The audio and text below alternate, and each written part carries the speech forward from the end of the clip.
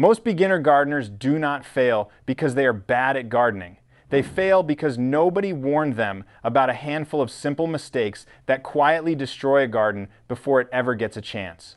And the frustrating part is that these mistakes are not obvious. They look like normal gardening. You are planting, watering, doing everything you think you are supposed to do. But underneath the surface, something is going wrong. I have seen it happen over and over.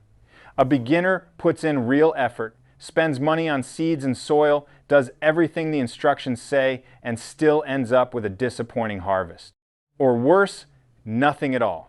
So in this video, I am going to walk you through 11 mistakes that beginners make constantly, explain exactly why they cause problems, and then give you 4 simple fixes that will turn almost any struggling garden around.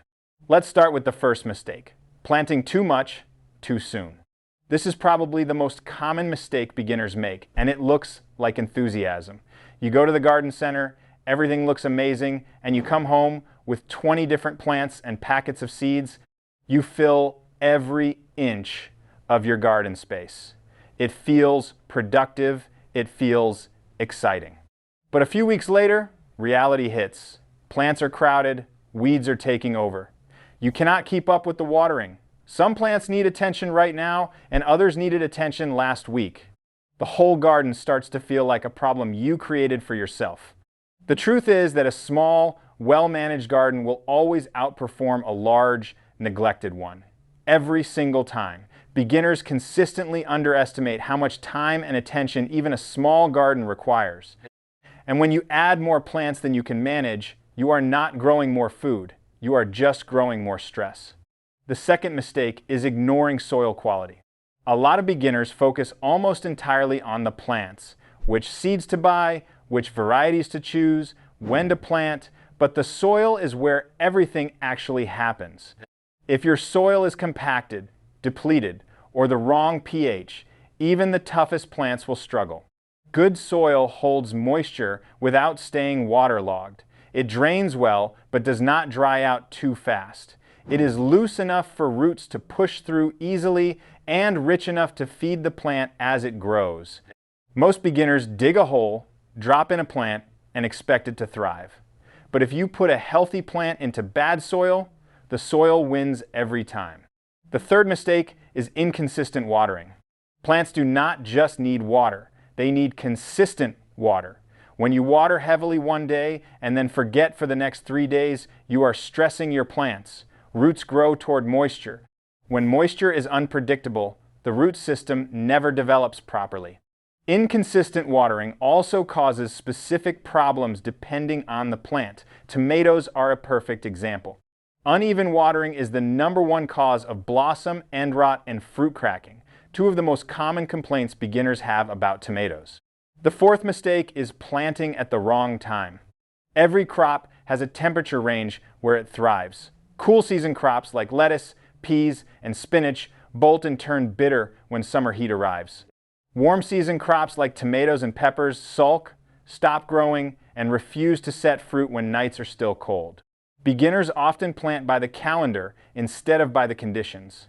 They put tomatoes in the ground in early spring because it says April on the planting guide, not realizing their soil is still too cold for roots to function. Or they try to stretch the lettuce season into July and wonder why it tastes terrible. The fifth mistake is skipping mulch.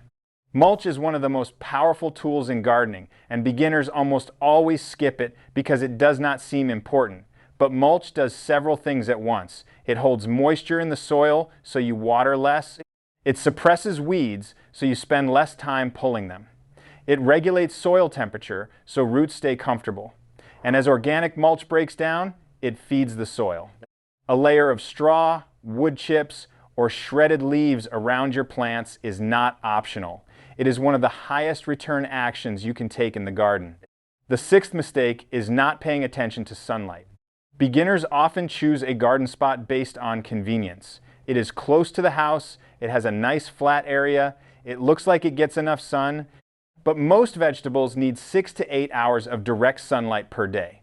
Not filtered light, not morning shade and afternoon sun, direct, unobstructed sunlight. If your garden gets less than that, your yields will suffer no matter what else you do right. Before you plant anything, spend a full day watching how the light moves across your space. The seventh mistake is planting too deep or too shallow. Seed depth matters more than most beginners realize. Plant a seed too deep and it runs out of energy before it reaches the surface. Plant it too shallow and it dries out before the roots establish. The general rule is to plant a seed at a depth of about 2 to 3 times its diameter. But different crops have different rules, and ignoring those rules leads to poor germination and weak seedlings. The eighth mistake is neglecting to thin seedlings. When seeds germinate, it feels wrong to pull any of them out. You worked hard to grow those seedlings. But if you do not thin them to the recommended spacing, the plants compete with each other for water, light, and nutrients. What you end up with is a cluster of weak, crowded plants instead of a smaller number of strong, productive ones. Thinning feels like a loss. It is actually a gain. The ninth mistake is giving up after the first pest or disease problem. Every garden has pests. Every garden has disease pressure at some point. This is not a sign that you are doing something wrong. It is just part of growing food outdoors. Beginners often see a few holes in their leaves or some yellowing and assume the whole garden is ruined. So they stop watering, stop harvesting, and let the garden fall apart. But most pest and disease problems are manageable if you catch them early and respond calmly. A few aphids are not a crisis. A little powdery mildew does not mean the plant is dead. The 10th mistake is not keeping track of what happened. Memory is a terrible garden tool. Beginners often have a vague sense of what worked and what did not, but by next season they have forgotten the details. Which tomato variety did well when they planted the zucchini? How often they had to water during that dry stretch in July? A simple garden journal does not have to be complicated.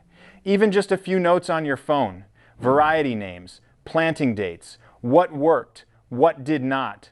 Over 2 or 3 seasons, those notes become incredibly valuable. The 11th mistake is expecting perfection. Gardening is a skill and skills take time to develop.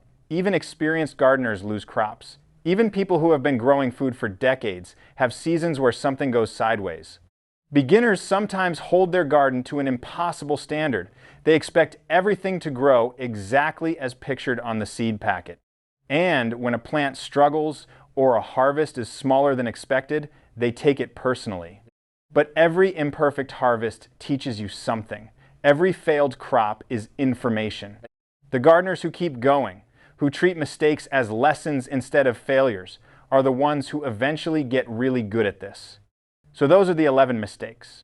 Planting too much too soon, ignoring soil quality, inconsistent watering, planting at the wrong time, skipping mulch, not checking sunlight, planting at the wrong depth, skipping, thinning, giving up at the first sign of problems, not keeping records, and expecting perfection. Now, let's talk about the 4 simple fixes that address almost all of these problems at once. The first fix is to start with 1 raised bed or 1 small defined space. Not a sprawling garden, not 10 containers, 1 space. 4 feet by 8 feet is plenty for a beginner. When you contain your garden, you can control it. You can improve the soil in that 1 space and do it well. You can water it consistently without it feeling overwhelming. You can actually keep up with weeding and harvesting. Small and managed beats, large and chaotic every time. The second fix is to build your soil before you plant anything. Mix in compost, a lot of it. If you are starting a raised bed, fill it with a blend of topsoil, compost, and a draining material like perlite or coarse sand. If you are gardening in the ground, work several inches of compost into the top layer of your existing soil. Healthy soil is not an expense. It is an investment that pays back every season. The third fix is to set up a simple, consistent watering routine. Do not water on a random schedule. Pick a time and water deeply and consistently. Morning is usually best because it gives leaves time to dry before evening, which reduces disease risk. If you can set up a basic drip system or soaker hose on a timer, even better. Consistent watering removes one of the biggest variables from your garden and makes everything else more predictable. The fourth fix is to grow crops that match your conditions and your schedule. Do not plant what sounds exciting. Plant what actually fits where you live and how much time you have. If you have a shady yard, grow leafy greens. If you travel frequently, grow crops that tolerate some neglect. If you only have a few hours a week, stick to low-maintenance varieties. When your crops match your reality, gardening stops being a constant battle and starts being something that actually works. Here is the honest truth about beginner gardening. The mistakes are not the problem. Making mistakes is part of the process. The problem is making the same mistakes over and over without knowing why things are going wrong. Now you know. You have seen the 11 mistakes that quietly undermine most first gardens, and you have 4 concrete fixes that address the root causes. Start small. Build your soil. Water consistently. Choose the right crops for your situation. Do those 4 things and you will be surprised how quickly your garden transforms from a source of frustration into a source of real, tangible satisfaction. Because that is what gardening is supposed to feel like. Not overwhelming, not discouraging, rewarding.